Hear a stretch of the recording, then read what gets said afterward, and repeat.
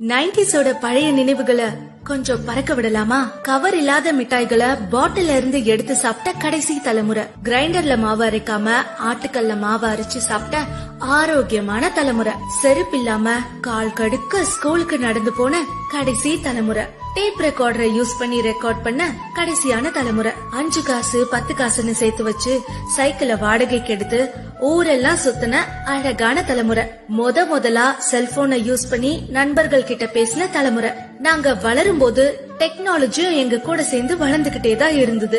Bro, Dude, uncle, ஆன்டின்னு அந்நியமா கூப்பிட்டவங்க இல்ல. நாங்க அத்தை, மாம, மச்சான்னு உரிமையோட பழகினவங்க. இப்ப மாதிரி கிரவுண்ட் எல்லாம் அப்ப கிடையாது. தெரு தான் எங்களோட கிரவுண்டே.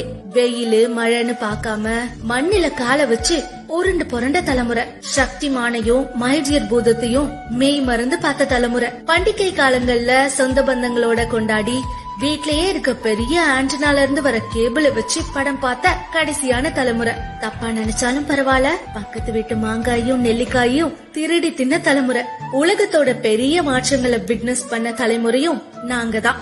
இனிமேலாச்சு 90ஸ்னா கிரிஞ்சே பண்றவங்க, கல்யாணம் ஆகாதவங்கன்னு டீஸ் பண்றத விடுங்க. உணர்வுகளையும் உறவுகளையும் உணர்ந்து வாழ்ந்தவங்க நாங்க. நான் ரொம்ப பெருமையா சொல்லிப்பேன், நான் ஒரு 90s கிட்னு.